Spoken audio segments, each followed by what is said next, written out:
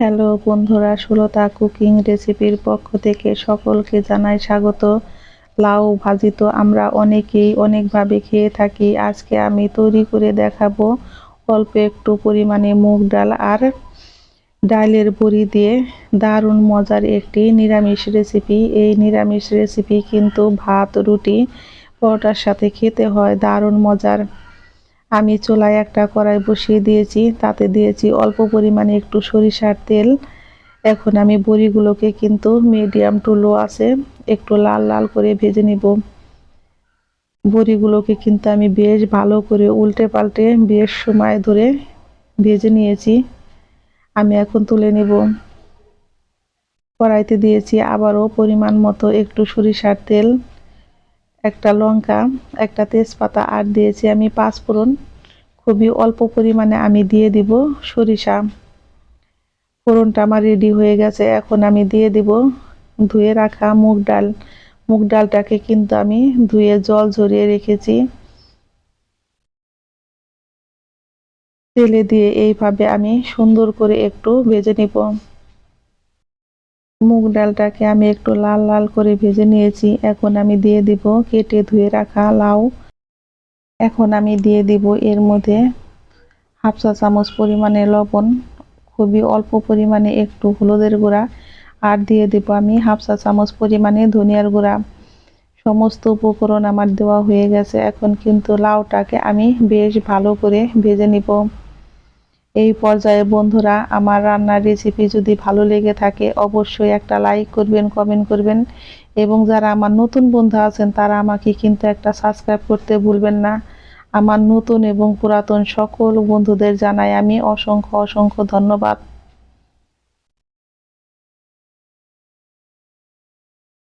আমি লাউটাকে কিন্তু এইভাবে বেশ ভালো করে ভেজে নিব। আর ভাজতে ভাজতে দেখবেন লাউ থেকে কিন্তু জল উঠেছে।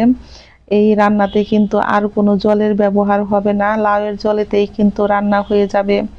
আমি ঢাকনা দিয়ে ঢেকে 5 মিনিট কিন্তু এইভাবে আমি রান্না করে নিয়েছি। এখন ঢাকনাটি তুলে একটু নেড়ে দিব। এর মধ্যে দিয়েছি আমি 3টা কাঁচা লঙ্কা চেরা।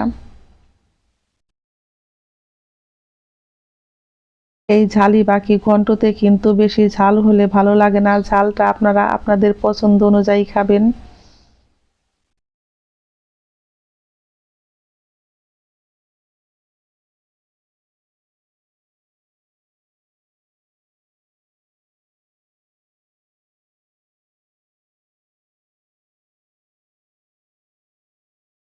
আমি আবারও ঢেকে রান্না করে নিব 5 মিনিট। ফিরছি বন্ধুরা 5 মিনিট পর।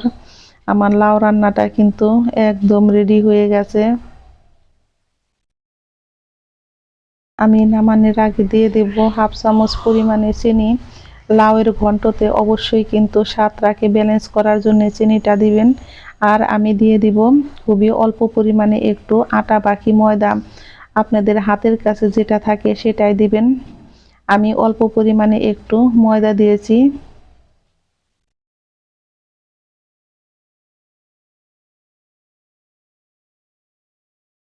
দেখতেই পাচ্ছেন এটা কিন্তু এখন একটু ঘন হয়েছে।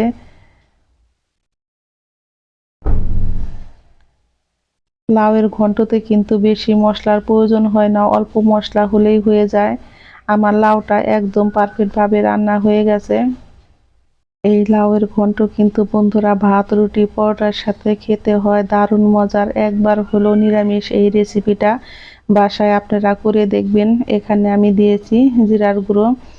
এখন আমি দিয়ে দিব ভেজে রাখা বড়িগুলো। বড়িগুলো কিন্তু আমি একটু হাত দিয়ে ভেঙে দিব।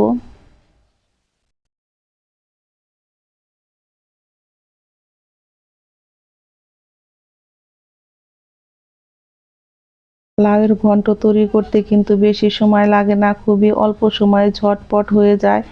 খেতে হয় কিন্তু অসাধারণ মজার। বন্ধুরা, আমার ঝটপট তৈরি হয়ে গেল ডালের বড়ি দিয়ে লাউয়ের ঘন্ট। আমি এখন চুলাই থেকে নামিয়ে নিব। এই লাউয়ের ঘন্টটা দেখতে যেমন সুন্দর হয়েছে, খেতেও হয়েছে কিন্তু অসাধারণ মজার। আমার ছোট ছেলে কিন্তু কোনো সবজি খেতে চায় না, কিন্তু এইভাবে যদি রান্না করি ও কিন্তু অনেক চেটেপুটে খায়, আর পরিবারের সকলেই কিন্তু অনেক মজা করে খাবে লাউয়ের এই ঘন্টটা। সকলেই ভালো থাকবেন, সুস্থ থাকবেন। আমি আবারও ফিরবো নতুন নতুন কোনো রেসিপি নিয়ে।